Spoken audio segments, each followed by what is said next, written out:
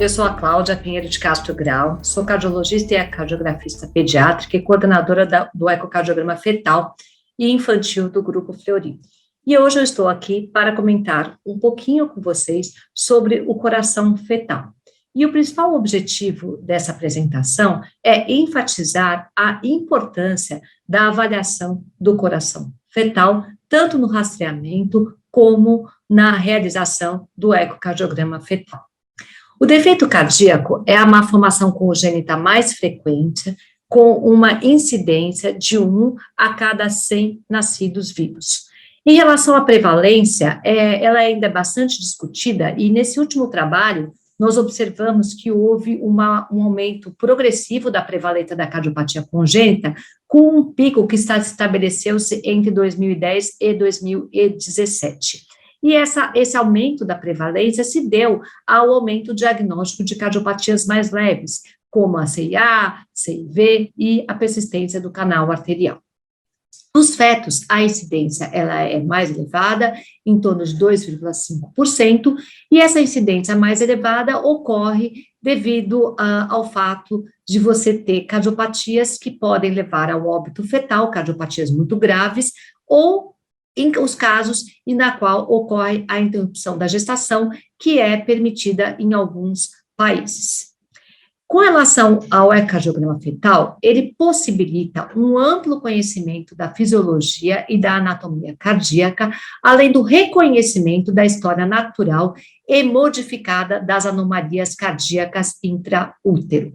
Portanto, o diagnóstico da cardiopatia fetal grave relevante ela tem um benefício inquestionável.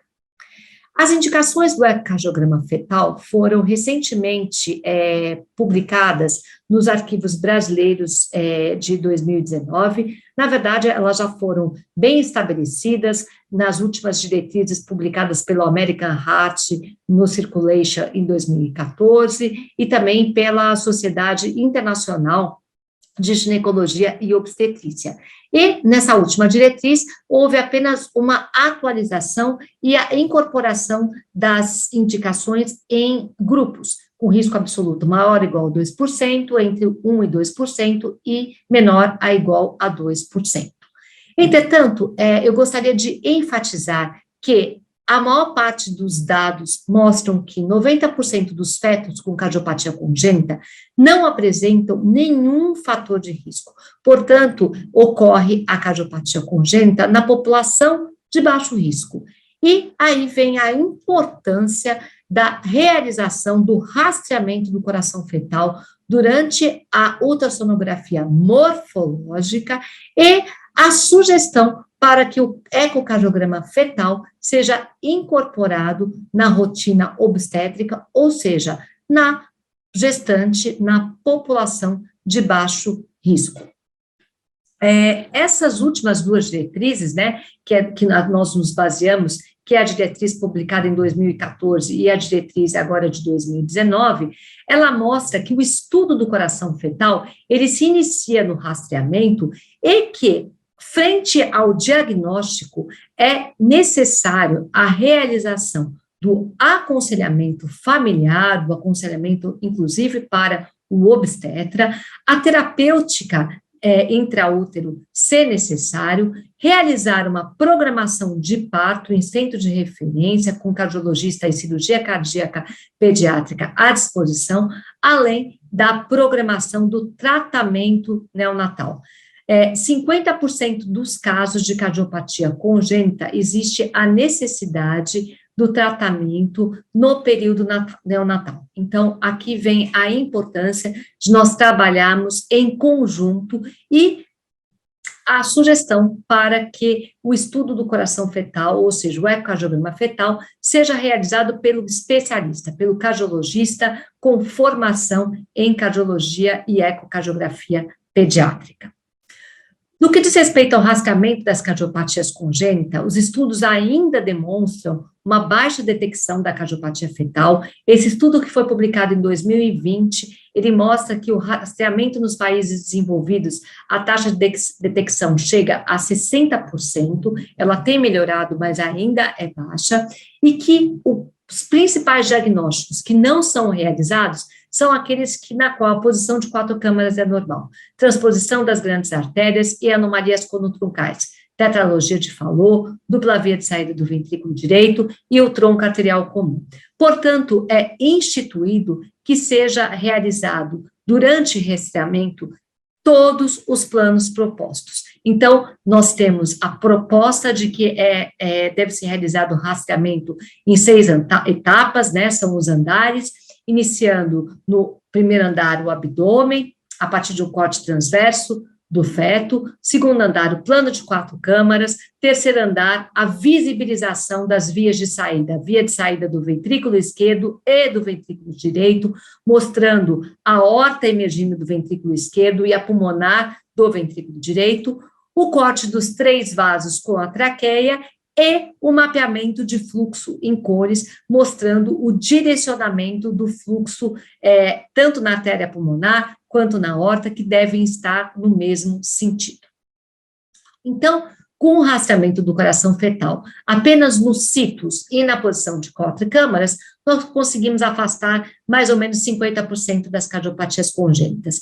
Quando é acrescentado o corte das vias de saída do ventrículo direito e ventrículo esquerdo, os 3 vasos com a traqueia, a sensibilidade aumenta para 90%. E quando colocamos o mapeamento de fluxo em cores, para 95%. E aí, então, vem a importância de um rastreamento completo, seguindo todos os planos, para aumentar a sensibilidade do diagnóstico da cardiopatia congênita.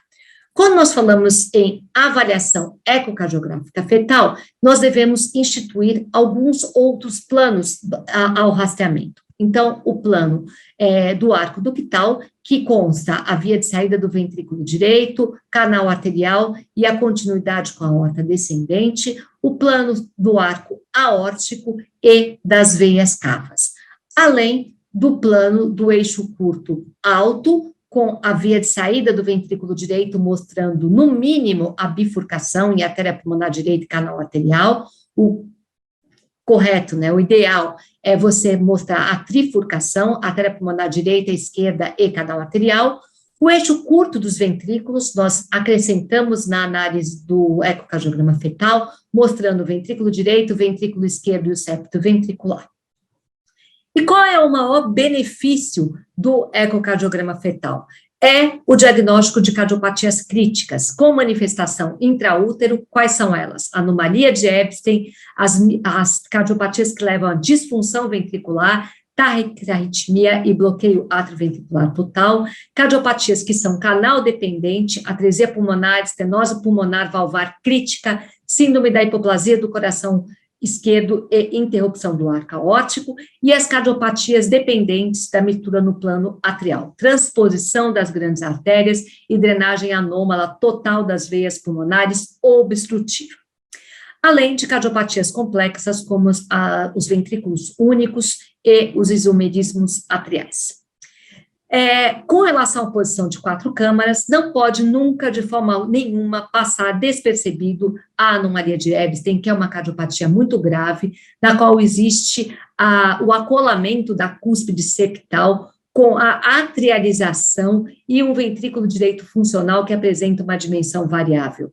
A anomalia de Ebstein, ela se caracteriza por apresentar uma regurgitação da válvula tricúspide de grau variável, podendo levar a uma grande cardiomegalia e a insuficiência cardíaca, com derrame pericárdico e ascite. Grande risco de óbito intraútero, então uma cardiopatia muito grave, na qual o ecocardiograma fetal, o diagnóstico e o segmento beneficiam estes pacientes.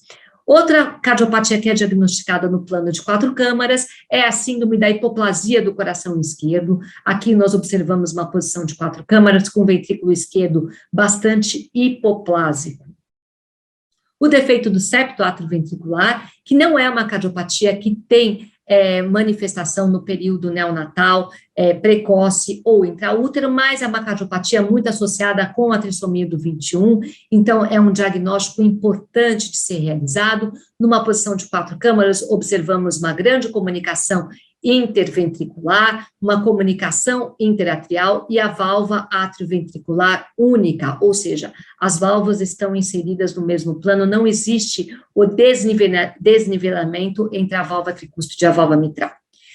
As vias de saída, cruzamento dos vasos, ele é mandatório para afastar a transposição das grandes artérias, que cursa com uma mortalidade neonatal elevadíssima.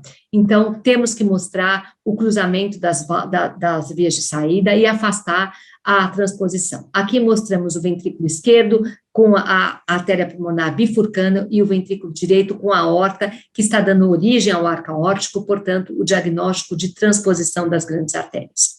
E ainda mostrando as vias de saída, nós afastamos as anomalias conotruncais, como nesse caso, que nós estamos vendo a aorta cavalgando o septo ventricular e uma grande comunicação interventricular subaórtica, diagnóstico muito sugestivo de tetralogia de Fallot. Ainda mostrando o corte da via de saída do ventrículo esquerdo, afastamos comunicação interventricular subaórtica isolada, e no corte da via de saída do ventrículo direito, afastamos cardiopatias como a atresia pulmonar com septo íntegro ou a estenose pulmonar crítica, que é dependente do canal arterial, como nessa imagem, na qual nós mostramos que a válvula pulmonar não apresenta nenhum fluxo anterógrado e que o fluxo pulmonar está sendo suprido pelo canal arterial, que está aqui demonstrado pelo mapeamento de fluxo em cores, nutrindo o tronco pulmonar. O corte dos 3 vasos com a traqueia, que nós conseguimos afastar obstrução pulmonar, obstrução aórtica, como nesse caso, na qual a aorta é maior que a artéria pulmonar, então, nitidamente, nós temos uma cardiopatia obstrutiva pulmonar. O plano do arco ductal, nós afastamos a constrição ductal, ou diagnosticamos a constrição ductal. Aqui nós temos o corte do arco ductal, mostrando que o canal arterial está com um fluxo bastante restrito, e o Doppler mostrando um aumento da velocidade diastólica e a diminuição do índice de pulsatilidade do canal arterial. No corte do arco aórtico, a coaptação, quando ela é muito relevante, ou nos casos que você tem uma hipoplasia isquêmica muito importante, nós conseguimos demonstrar no corte do arco aórtico. Mas a interrupção do arco aórtico, ela é nitidamente diagnosticada nesse plano, quando nós mostramos a interrupção do fluxo para a aorta descendente, a imagem do que a gente chama do sinal do garfo, que mostra os vasos da base se continuando para cá e sem conexão com a aorta descendente. Quais são as limitações do ecocardiograma fetal? Diagnóstico de coartação da aorta, comunicação interatrial, drenagem anômala parcial das veias pulmonares, comunicações interventriculares pequena e persistência do canal arterial.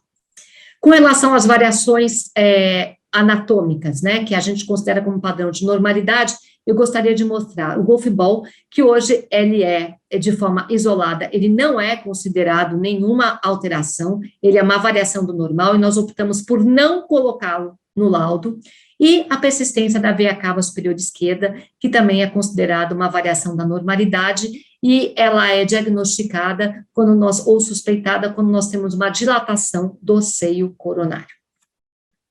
Com relação a anomalias do ritmo cardíaco, ela é considerada quando você tem uma irregularidade não associada à contração uterina, ou um ritmo fora do padrão de normalidade, entre 110 e 180. Então, o ritmo cardíaco regular, são as extrasístoles, taquiarritmia, quando a frequência é maior do que 180, sustentada por mais de 15 minutos, e bradiarritmia menor do que 110. Lembrando que as taquicardias sustentadas, taque supraventricular e o flutter, assim como o bloqueio atrioventricular total, eles são considerados como uma emergência fetal. Essas gestantes devem ser internadas e tratadas devido ao alto risco de insuficiência cardíaca, hidropsia e óbito fetal. E, por outro lado, as extrasístoles supraventriculares ou atriais, que são definidas como um batimento precoce, tomando-se como base o batimento anterior, elas podem ser conduzidas ou não conduzidas ao ventrículo. Quando não conduzidas ao ventrículo, você tem a chamada pausa pós-extrasístole, que muitas vezes ela é pega no ultrassom como sendo uma bradicardia. O que é importante nós colocarmos sobre esta sístole supraventricular? Ela não requer tratamento medicamentoso, ela não é indicação para antecipação do parto, nós devemos afastar o fator predisponente, normalmente aumento da ingesta de cafeína e xantina e estresse emocional, além de infecção materna, são as maiores causas de extrasístoles supraventriculares ou atriais. E devemos tranquilizar todos, colocando que ela desaparece com a retirada do fator causal, ainda durante a gestação ou após o nascimento. E para finalizar, eu gostaria de deixar como mensagem final que o rastreamento das cardiopatias tem grande importância prognóstica, requer uma atuação contínua com impacto importante no índice de mortalidade infantil, levando-se em consideração que as cardiopatias são responsáveis por 20% dos óbitos neonatais. O maior benefício do diagnóstico pré-natal da cardiopatia é permitir o acompanhamento da gestante e o planejamento do parto em centro de referência com cardiologista pediátrico disponível, de tal maneira que o atendimento pós-natal possa ser otimizado. Muito obrigado pela atenção.